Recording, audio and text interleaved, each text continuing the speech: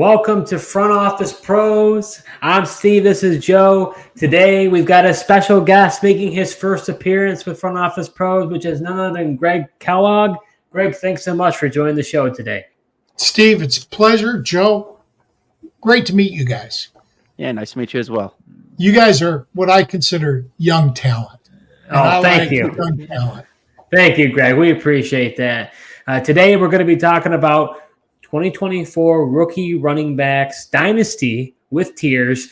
Greg, you had some few thoughts. I know we were talking about this before the show as it relates to this running back class in general and your overall thoughts with dynasty. Yeah, I keep hearing on X that this is a weak running back class. Then other people will qualify that by saying it just doesn't have the top end talent. Do you guys know who Matt Waldman is? Yes, I do. Matt's a friend of mine, and for the first time, I actually purchased his RSP. So I would like to, maybe share a little bit from the RSP with you guys about his. That's the best $20+ that I've ever invested. I got last year's plus the 2024 one. He actually reviewed 41 running backs, and he does it with film study. Blake Corum, he broke down. He does all 22, which is very important when you're doing film study. And then he broke down 6 games, including, I think, 2 or 3 from 2023 and 2 or 3 from 2022, which for somebody like Blake Corum is very important. And we'll get into that a little bit later. But I want to advise people. I went and I looked at the 2020 through 2023 drafts at the top of it. 2020, the big name is Jonathan Taylor. All right. In that draft, 6 rookie running backs finished in the top 24 PPR fantasy rankings. That's 6 rookies. Now, they didn't all stay there. Taylor was number 6 his rookie year, highest ranked rookie that year, running back, but he was number 1 the second year. And then he got injured. He still, with injuries the next 2 years, he still finished 33rd. And I look at it as if you're starting 2 and then a flex running back, because I'm a stud running back guy. I grew up in a different era than you guys did. It would never occur to me to draft 0 running back. Just wouldn't do it. But James Robinson, Antonio Gibson, DeAndre Swift, Clyde Edwards-Helaire, and J.K. Dobbins all finished in the top 24. All right. Now, they didn't all have great years those 4 years, but you know the names. Everyone I mentioned, you know the name. Although James Robinson's kind of dropped off the map a little bit. But in 21, Najee Harris finished 3rd. That's unheard of for a rookie. Javonte Williams, Elijah Mitchell. These guys were all top 24. You also had Michael Carter and Chuba Hubbard that finished in the top 36. I figure these draftable fantasy relevant players. You had a couple other guys, Ramondre Stevenson was drafted later, and Travis Etienne. Now, Etienne basically didn't really break out till last year, which was his 3rd year. He didn't even play his rookie year. So 22, Kenneth Walker. 22 was what I would consider a weak class. You had no fantasy starters. You had Walker and Dameon Pierce. Well, Walker finished 18.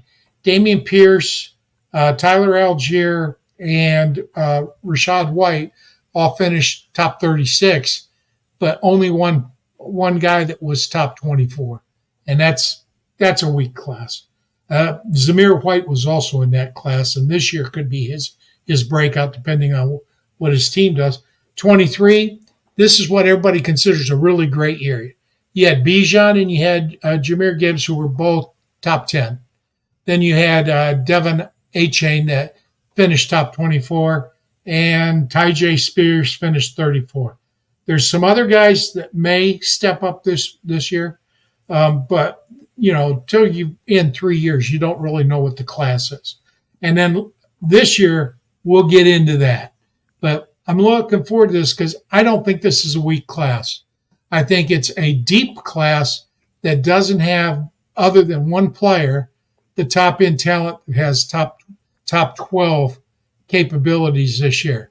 I think you'll have one guy make the top 12, and he's my RB1. We'll get to him at the end of the show. I like it, Greg. It's definitely a different perspective than what you hear most out there, that people would say this is a rough class. So we're going to go through 5 tiers, top 12 running backs. Guys, let's just rattle them off, and then we'll talk about them. So, Joe, who do you got in your tier 5? Yeah, tier 5. So my number 12 guy is Kamani Vidal. And at 11, I've got Isaac Guerrero. And at 10, I've got Ray Davis. All right, Greg, who do you have in tier 5? I've got one player in tier 5, and you guys may not have even heard of him. His name is Isaac Guerrero, and I'll explain why he's in my top 12. But again, I want to pitch you guys. You're getting into this. Go buy Matt Waldman's RSP. He does film study to evaluate these. I'm so tired of the people that just use stats, size, and analytics. If you don't look at the film, you don't know what's going on. Now you got to combine them all. I don't ignore the others, but Matt Waldman's about $22, $23, $24. I think I paid $30 for last year's and this year's, because last year's is still $10, but it's worth it so you can track it. Matt Waldman, you can find it. It's called the Rookie Scouting Portfolio. He actually reviewed 41 backs for this rookie class. Wow. So for me, at number 12, I've got running back Dylan Lobby, and then 11, I've got Audric Estime. So those are 5 guys. This is our players in tier 5. Joe, what's your rationale behind why you got these guys in tier 5? Yeah, tier 5. So I just feel like these guys, I grouped them together. I feel like they're not the most well-known guys. I do feel, and, some of them are smaller school guys too, but I feel like they've got some upside, and deserve to be in the top 12, but just not to the level of the guys in the, upper tiers. Greg, how about you for Isaac Guerrero? Well, Isaac Guerrero, what I wrote down about him is speed kills. He's a 4.3 40 guy, and he's, I believe, 220 pounds. He's not a small back. He's big and he's fast, but he's raw, which is why he's down in my tier 5. I want to say, I love your Kamani, the Vidal pick. Vidal. Yeah, small school pick, and you're going to be surprised by where I've got him. But he is in my top 12. And I like your Audric Estime. The reason he's not on my list is because of his speed. That's the whole reason. Oh, you guys are going to like where I have him then. Oh, boy. Yeah, I think when it comes to me, so 12 for Lobby. Lobby's a guy that maybe people may not know about. He's from a small school in New Hampshire. To me, he's just a third down running back. He's a great pass catcher. He caught over 155 total balls in his entire career. He plays the slot. I just don't think he's going to get a lot of running opportunities. So that's why I have him in this tier. I just can't see him getting any higher. I think his fantasy relevance is going to be pretty limited.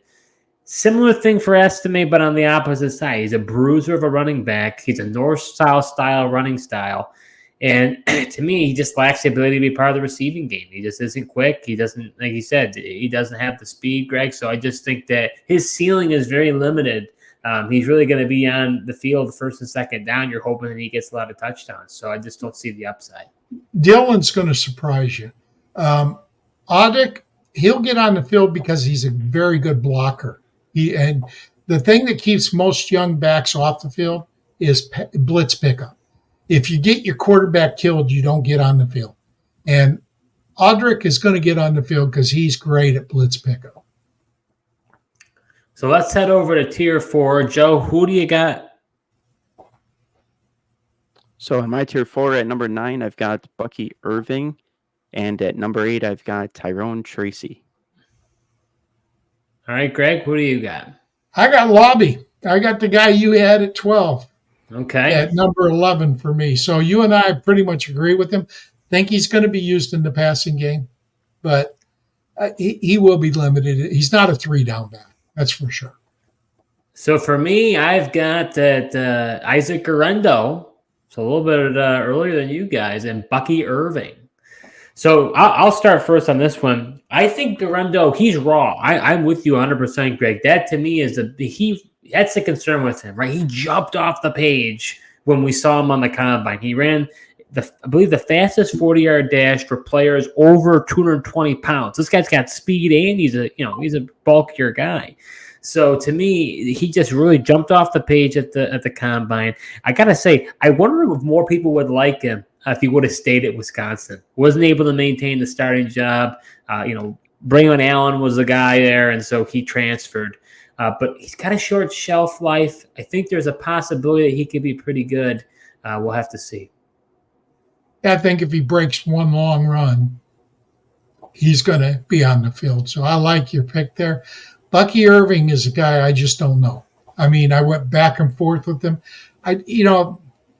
What Matt said is he's got one back at number one, and that's the kid from Texas, solidly at number one. But his number 2 through 13 backs are within 1 point. So they're all pretty much interchangeable. It's the flavor that you like. And Bucky Irving fits in there, and so does Isaac Correndo. I want to say Theo comes out and says, "Hey, guys. Theo, thanks for joining the show." He said, "Greg, you said guys you may never heard of Isaac." And right after Joe put him at 11, I put him at 10. He said, "Anyone who watched the combine knows Guerrendo." Old guys like me, we call that the pajama Olympics. Okay? So let me explain that a little bit. No running back in the history of the NFL has ever run a 40 at the same speed they run at the combine because you're running with pads on. Now, if they put those players in pads and ran the 40, then the numbers would be meaningful to me. Also, most of those guys lose weight to run faster. Blake Corum, because I'm a Michigan guy, Blake Corum's playing weight was either 213 or 214, depending on who you talk to, but his combine weight was 205. So I got people saying, oh, Blake Corum can't pick up the blitz, or Blake Corum's terrible at short yardage because of his size. Well, we'll get into Blake a little bit later.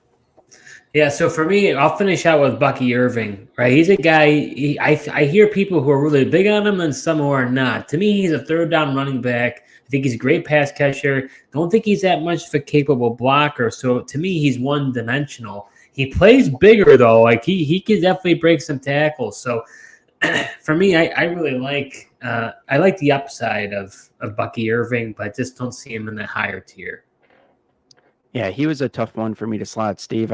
We both have him at 9 here.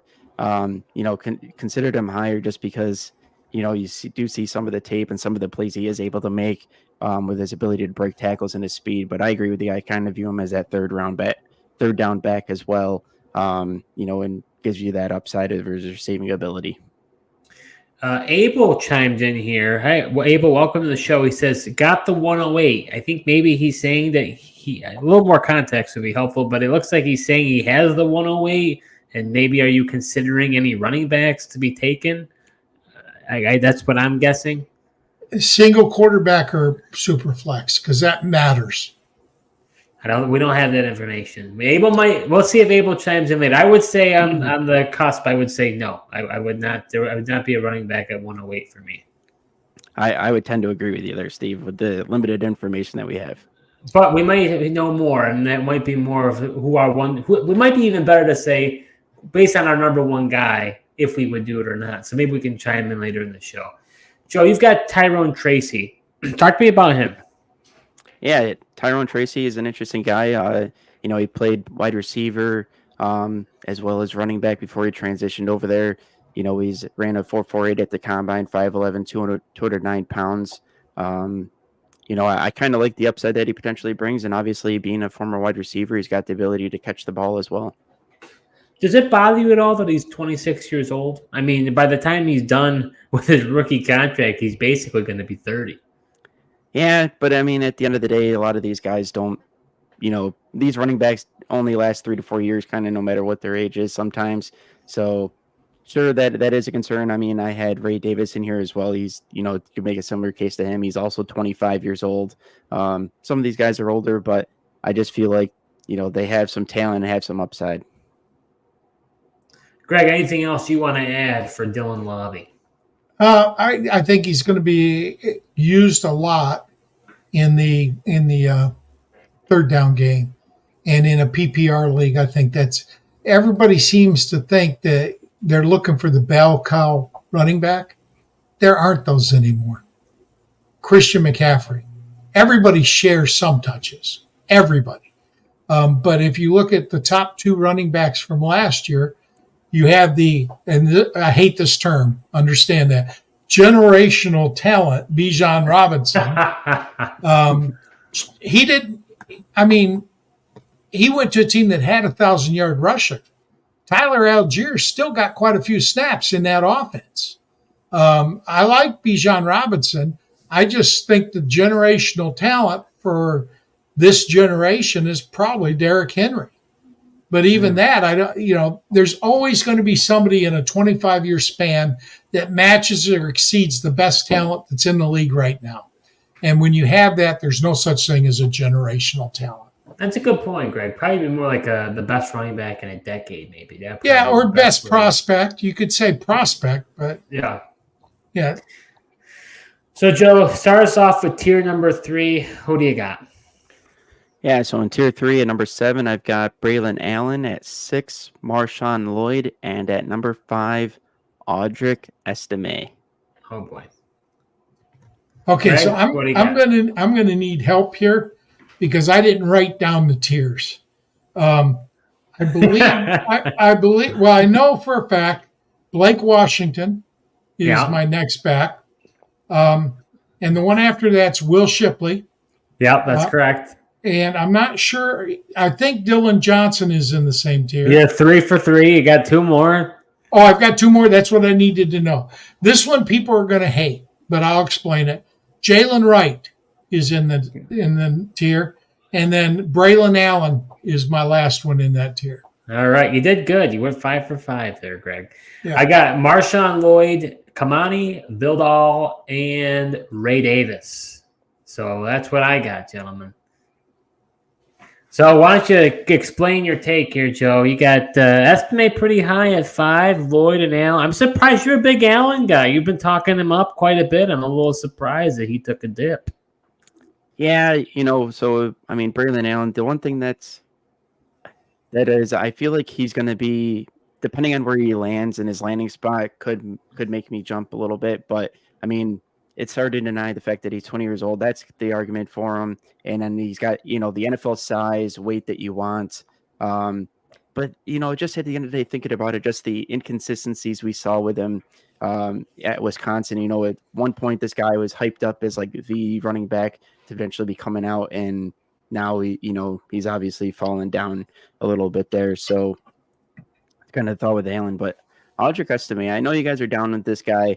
I get, he didn't run the great 40 time, but just what he's able to do in terms of, he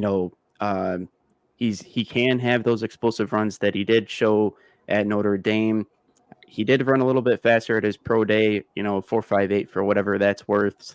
But I just love this guy's ability to break tackles and what he's able to do in terms of running after the contact.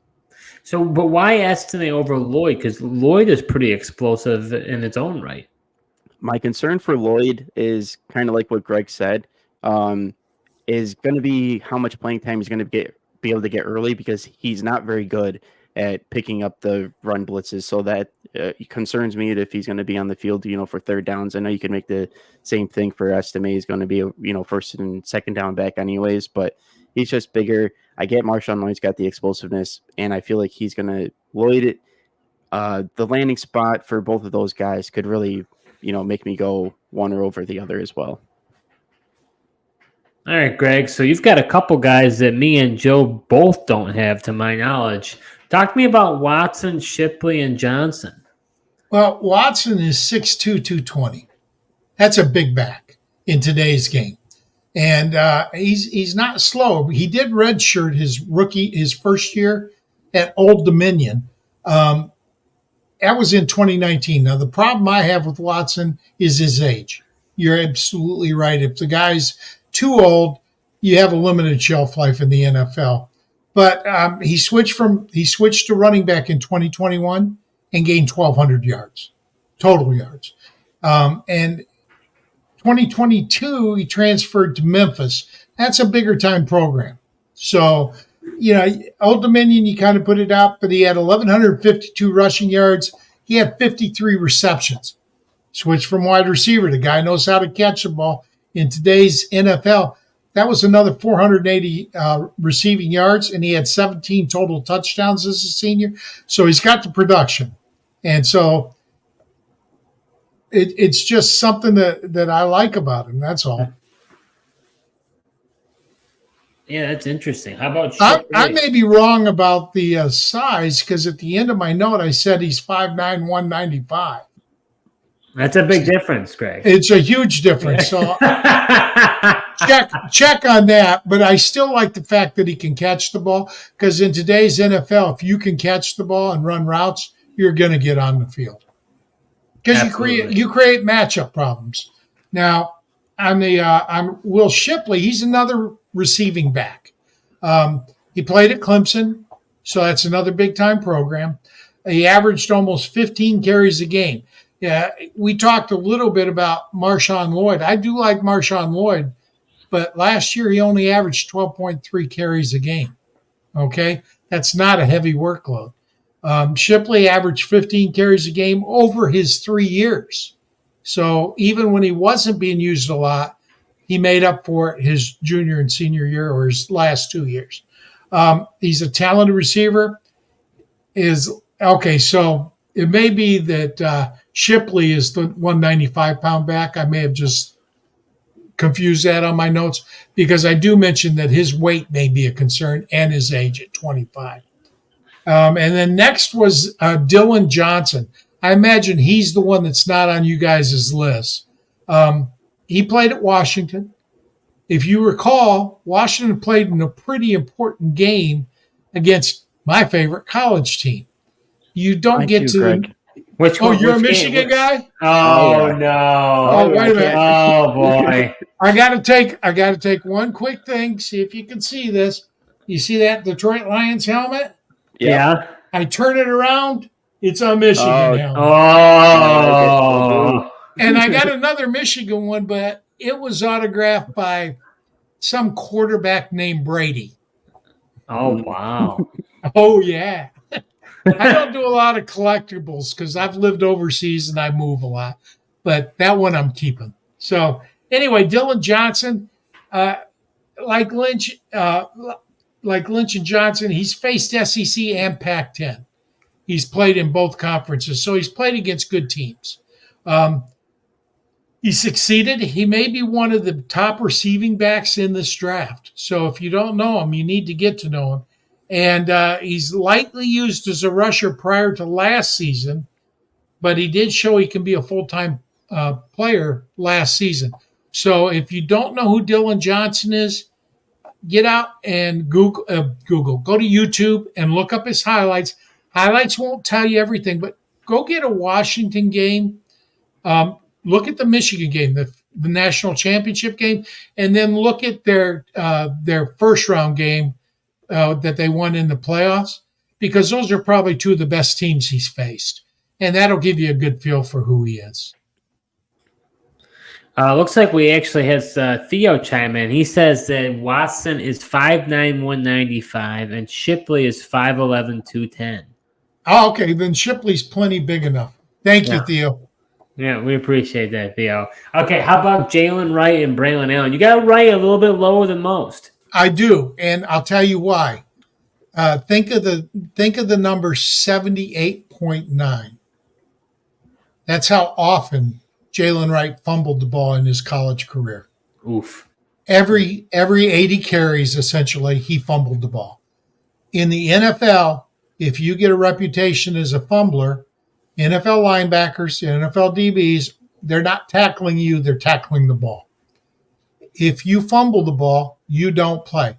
Now, what Jalen Wright has is ungodly speed. He's like Garindo. He can break it from it. He's got a 3 in that second number. The first number's a 4, second number's a 3. So he's got explosive speed, long speed. He played in an offense that's kind of strange. If you know anything about Tennessee, you know that they throw an awful lot of screens and 0-yard passes where they scheme receivers open. So Jalen Wright to me is a gimmick play, and I see no way that he is going to he's going to be a guy that plays 3 downs. I just don't see that.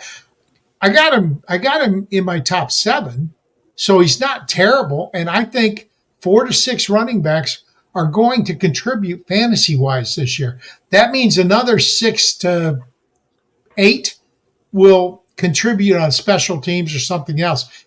With the new kickoff rules, Jalen Wright may start off as a kick returner. So if you reward special team points, he might be somebody you want. Braylon Allen is a Big Ten guy. I'm a Big Ten guy. Braylon Allen's a big back. But Braylon Allen runs like a little back.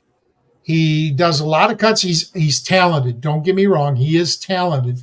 But he sometimes gets his hips turned and doesn't play what they call behind his pads, which means he goes down easier than a man of his size should. I don't think he has the greatest vision. So let me look at my notes for this guy because I did have some. Big back who runs small, doesn't run well behind his pads, which hurts him when he's trying to break tackles. So that's why I've got him outside of my top 5. Braylon Allen's the one guy that I'm not sure if he could jump up. He's played in a pretty tough schedule. I mean, he played against Iowa, who's got a very good defense. He played against Michigan, who had the number 1 defense in college football. So Braylon Allen's not a terrible back, but I just got him a little bit lower than my top 5. All right, so for me, I got Marshawn Lloyd there at number 8, and primarily my reason for him is that I just I think he's getting a lot of hype. I recognize the elusiveness and the acceleration he has, but I think he's better served as a complementary running back. He's got the home run ability. I just don't see him as a workhorse running back. Not to mention he has his own fumbling issues. Lloyd does. So I think there's a lot of concern as it relates to that. Kamani Vildal, he's a guy who, maybe not a household name. Seems like all of us are on him, but man, he plays like he's just a boulder. Guy doesn't have elite speed, but he does have. I think he doesn't do anything fantastic, I don't think, but he's got great pass catching ability. He had 1,000 yards after contact, so it just tells you how much of this guy he faces contact head on. I think his biggest downside is his height. But the thing is, with the NFL, you're starting to see more and more teams embrace running backs who are 5'7", 5'8", what have you. So to me, I think that isn't that much of a knock for him because we're starting to see it more and more. And then lastly, I've got Ray Davis. Ray Davis is probably one of my favorite running back prospects. He's the first active player to amass 1,000 total yards plus for 3 different teams. He transferred to 3 different teams, most recently in Kentucky. He's a solid run blocker. I think he's got a good mix of being able to do that jump cut while also having some power, and he's a capable receiver. Kind of reminds me a little bit of another Davis, Mike Davis. Interestingly enough, Greg, I don't believe you have Ray Davis in your top 12, which I am quite surprised about. Now, well, you limited to 12, and like I said, Matt Waldman, who I respect greatly, says number 2 to 13 are within 1 point on his 100-point scale, and they're all situational starters. They're all above 80, but below 85 points. And I just don't have Ray Davis in that same category. Would he get honorable mention? Yeah, but he's not a guy I'm really looking at. The guy I got that you have that I really like are your 7 and 8. I like both those guys a lot. I have a feeling they're going to be coming up here. So, Joe, who do you've got in tier 2? Yeah, in my tier 2, I've got 2 running backs. At 4, I've got Jalen Wright, and at number 3, I've got Blake Corum. All right, Greg, who do you got? All right, so we're at tier 2 now or tier 3? Tier 2. Okay, so at tier 2, let's see, I stopped with Braylon Allen. I've got Marshawn Lloyd at 5, Kamani Vidal at 4, Trey Benson at 3, and Jonathan Brooks at 2.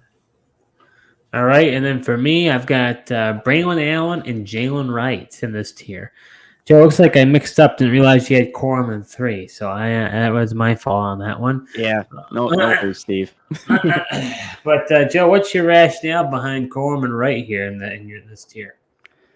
Yeah, so I mean, I'll start with Jalen Wright. I thought it was really impressive how he was able to, run a 4.3 40 time, being that he's 210 pounds as well. He's got that explosiveness, and I think he's got the receiving ability as well. But I just felt like he's in my tier 2 just because I like a couple of guys better, and don't think he's quite to their level. And then Blake Corum, he may not be the tallest guy or the biggest, but I just love he runs so angry. He's got great vision and balance, and his cuts as well are really good and really smooth, and he was able to show that off at the combine. Greg, how about you? You got 4 guys in this tier. All right, Marshawn Lloyd. First of all, Marshawn is one of my favorite running backs of all time, not Lloyd. Lynch. Marshawn Lynch, because he ran through people. He punished people. So anybody named Marshawn's going to get an extra point for me. Marshawn's problem, in my mind, is his usage.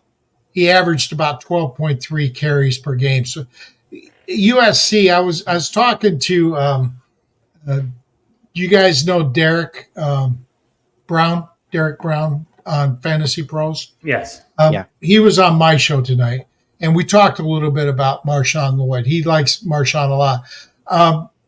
The fact is that you got Caleb Williams, you're going to throw the ball. Well, you also, if your defense is giving up 40 points a game, you're going to throw the ball. So Marshawn Lloyd, we got to see him as a receiver, and he's a pretty good receiver, but we really didn't see his running capability because 12.3 per game. It's just not much. So I like Marshawn Lloyd. He's played against both the SEC and the Pac-10, which I think that shows he can perform against great talent. He could jump up, but I really like this Kamani Vidal kid. He's compact. He's small and strong. And Matt actually compares him to DeAndre Swift. Now, Swift went to Georgia, so he went to a bigger school. But Matt reviewed 4 games of Kamani Vidal from 2023. He didn't have any 2022 tape, but he looked at 4 of the games from 23.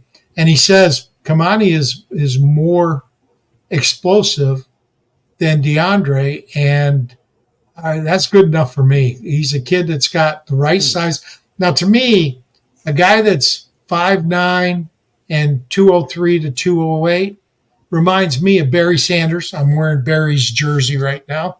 Reminds me of Curtis Martin, who was a 205-pound guy. Reminds me of Emmitt Smith. You can't tell me they're too small when you're starting Devin Achane in a lot of leagues.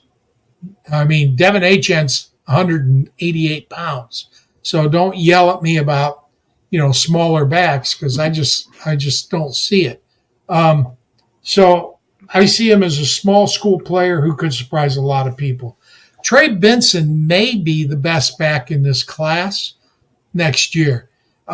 Again, 12 attempts per game. You just didn't see enough of him to know if he can carry the load. Good receiver. He's got elite attributes, but he's inconsistent. And consistency means a lot to me.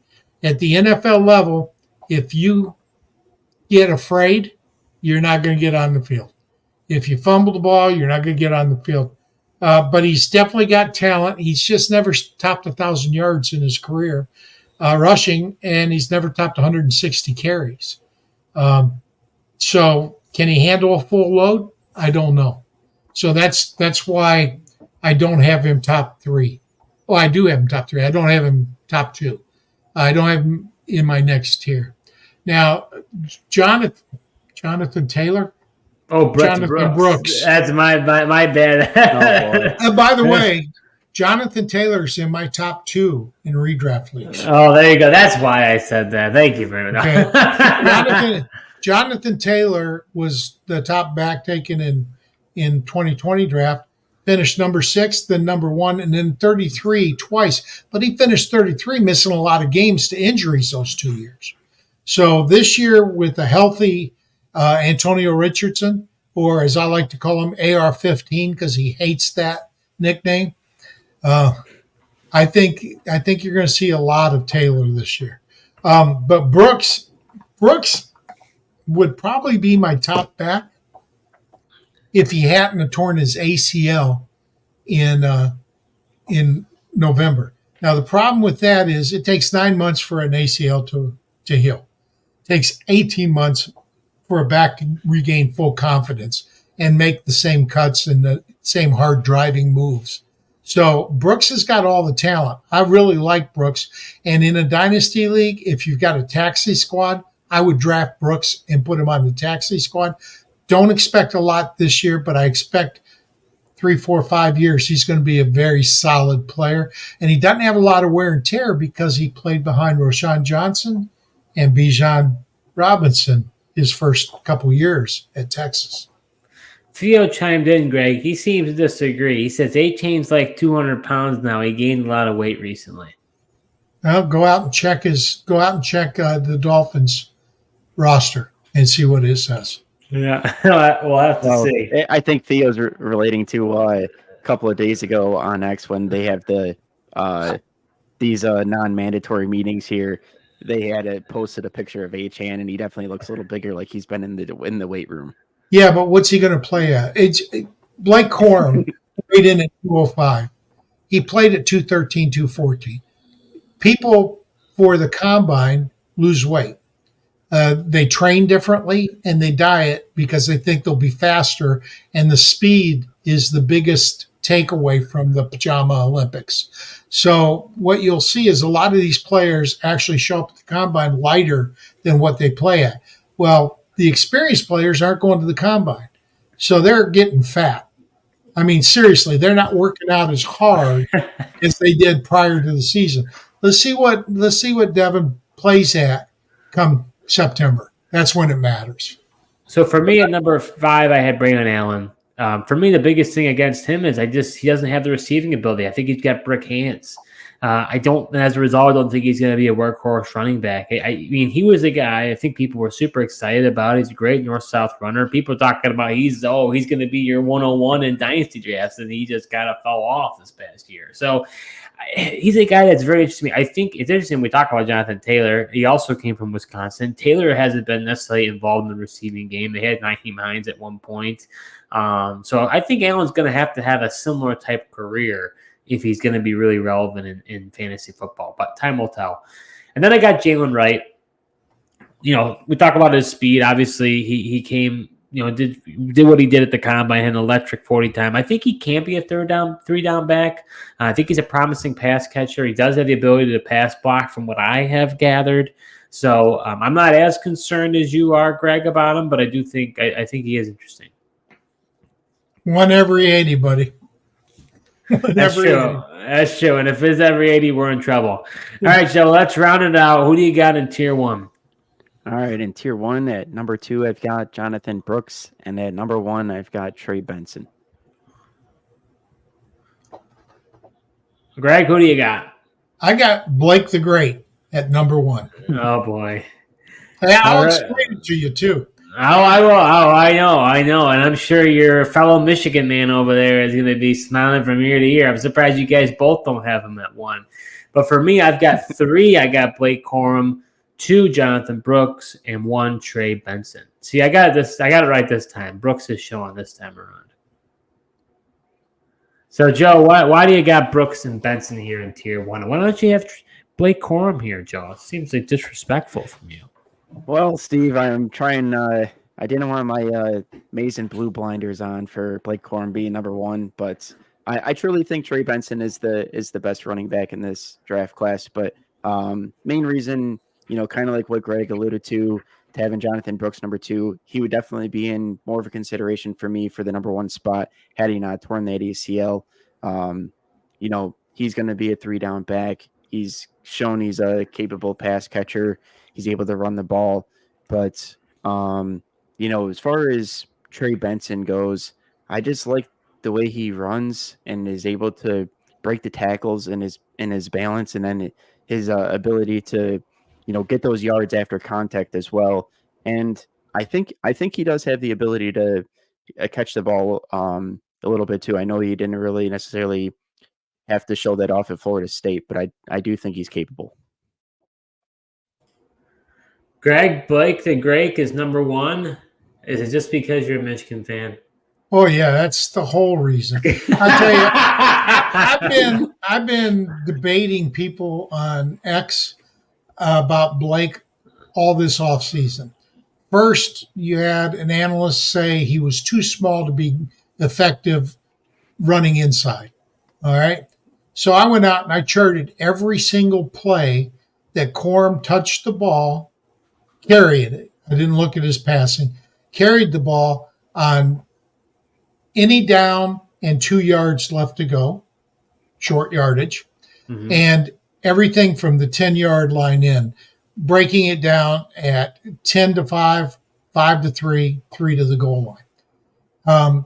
In the 3 to the goal line, Corum actually scored touchdowns on 75% of his carries.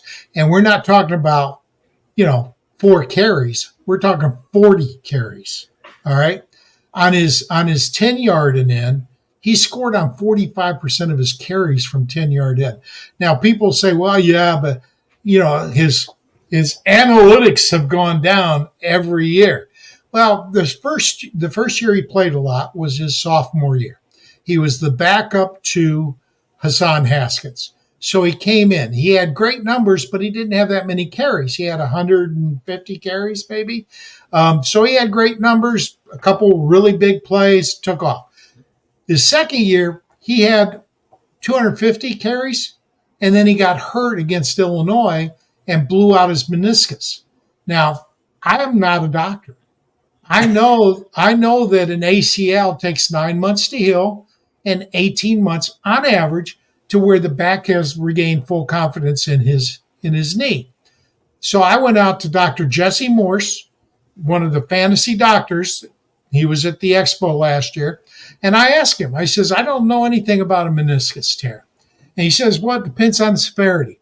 Basically, Dr. Morse said it takes 6 months to heal to where you can do things, at least a year till you regain full confidence in it. Blake Corum said that it wasn't until about week 8 that he felt fully confident in his knee last year. And you can look at his numbers between the first 8 weeks and the last, and you can see the improvement. You can look at the tape and see the improvement. But Corum performed every year. He had 11 touchdowns his sophomore year. I think he had 14 or 18 his sophomore year. Then he had 24 or 27 last year. He set the Michigan record for rushing touchdowns. The guy is a monster inside. He's great at short yardage. And that's probably because the dude's a monster lifting weight. He lost 8 pounds and was still able to lift 225 27 times. John Alt, the top tackle in the draft, lifted 225 27 times. Corum is every bit as strong as any player you're going to see. And you mentioned it before. His vision is unworldly. I haven't seen a back in the last 3 years with the vision that Blake Corum has. Wow. He is pretty amazing. And Matt actually looked at game film from 22 and 23 and making his. Matt has him at number 2 and Brooks at number 1. But Matt isn't discounted. See, me, again, dynasty, redraft, doesn't matter. I play to win now because you don't know what's going to happen 3 months from now. So I want the guy that's going to perform right now. I think Brooks is a year away from hitting his potential. I think it's got great potential, but because of that knee injury, I'm sitting Brooks. And because Corum is now well over a year past that injury of his, he's my number one. Interesting. Well, I have him. It looks like I did another oops here. Yeah, he's got him at number 5 there. I have him at no. I meant to say I have him at number 3. Here's the thing with Corum. I'm with you guys. I like Corum a lot. My concern with him is that I think in order for him to be dependent, I think he's going to be very touchdown dependent. That's my only thing is I don't know how much is he going to be a full 3-down back? Is he going to work 1, Yes. 2, and 3? You do. Because I think he's a great north-south runner. He was very productive in college. He's got great vision. I like him. And the other thing is the offensive line. You could argue Michigan had the best offensive line in college football. Did he benefit? Steve, watch the tape. Steve, watch the tape. He is not a north-south runner. He cuts. He delays going into the line. I'm going to tell you, go out and buy Matt's RSP. Anybody that wants to do content should get as much information as they can, and Matt breaks it down for you. I think the only disagreement I have with Matt on the Corum and the Brooks is that Brooks is just not going to be at full speed this year. He's not even going to be ready to practice until August. So I agree with you a lot. But remember, I told you I argued with 2 people. One was about his size and his short yardage. You like his short yardage. You think he's okay. Absolutely. Okay. The other said he wasn't elusive.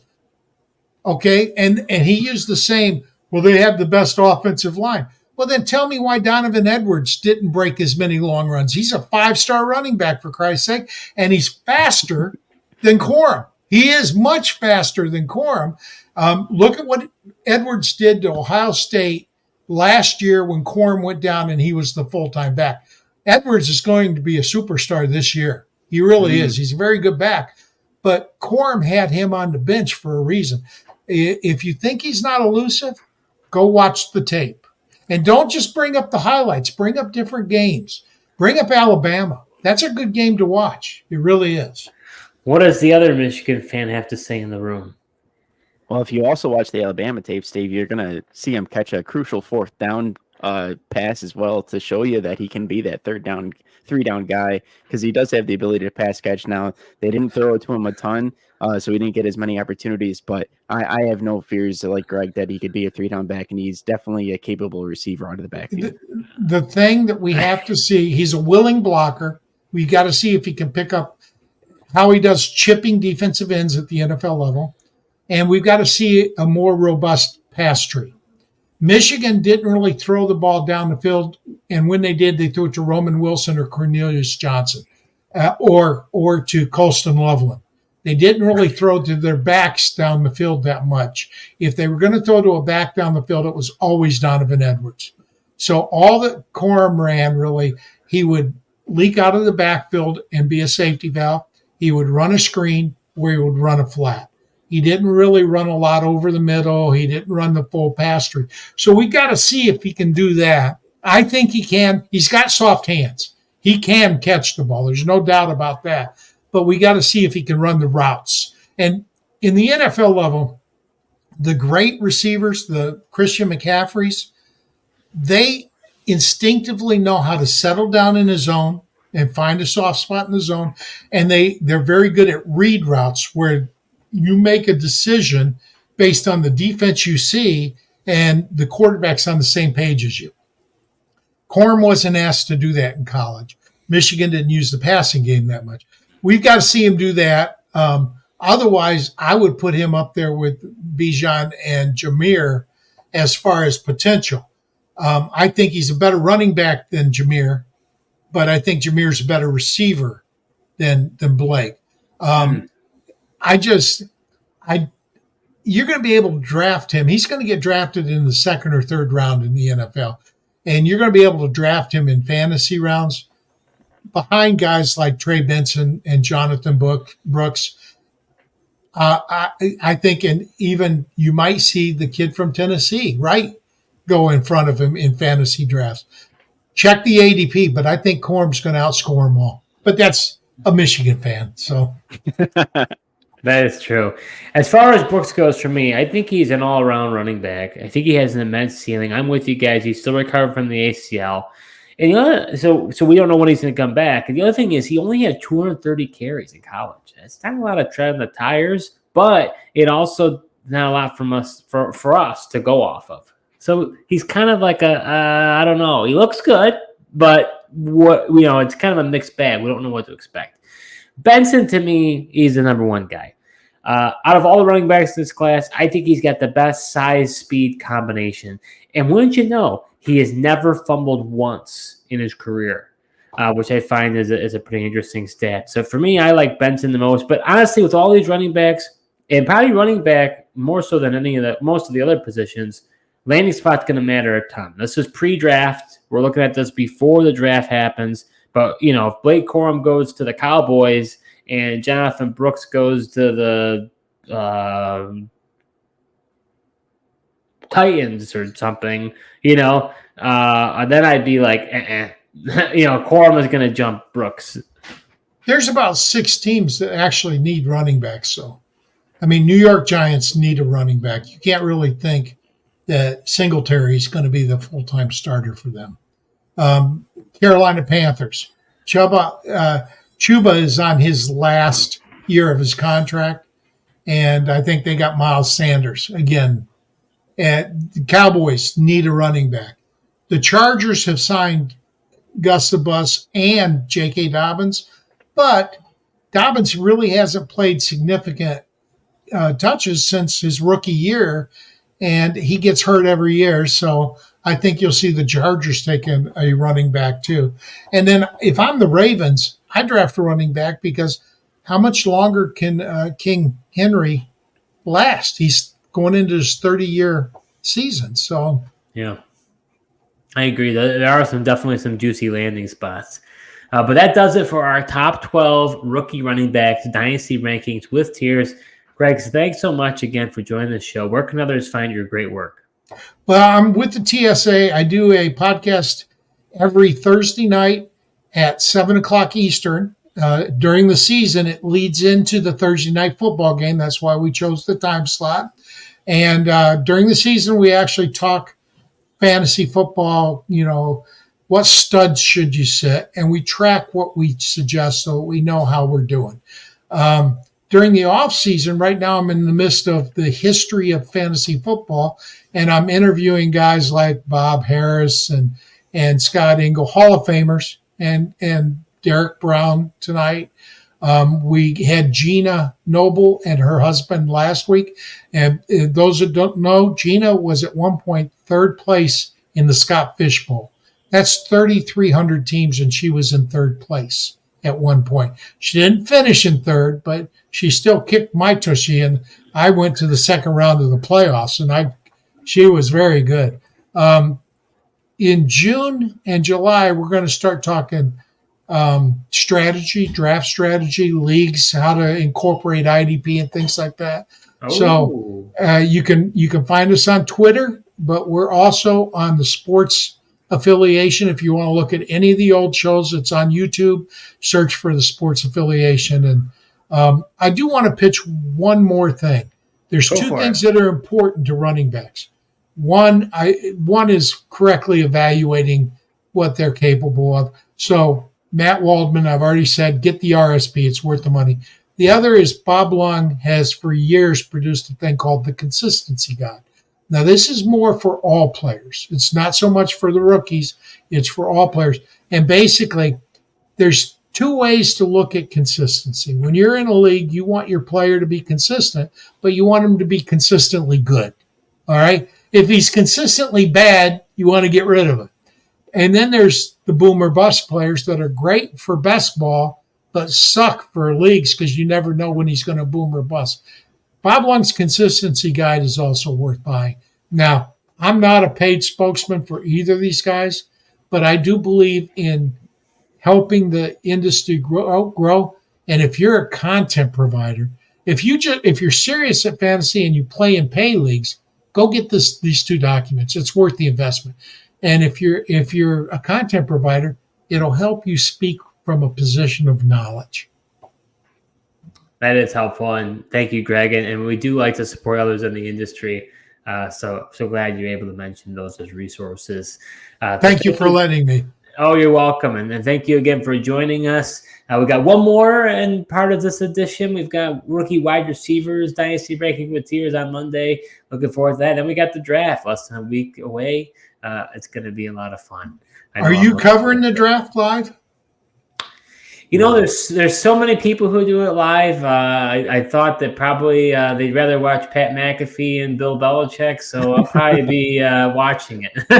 Well, we're going to be covering it, so both of you are invited to stop by.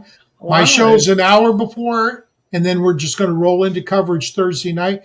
If you guys want to comment about whoever they take, just stop by. You have an invitation, and I want to leave you with one question.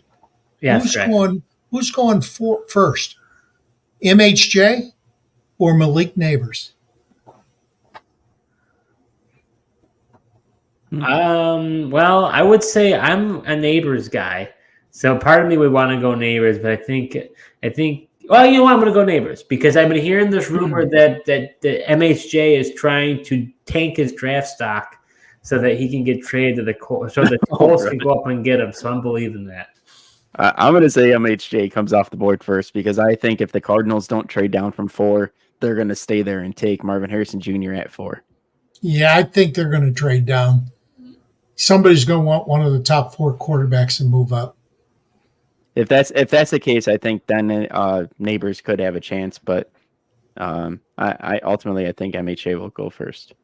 Well, that should be something you cover in your wide receiver tiers. That's right. That's right, Greg. A good prelude there.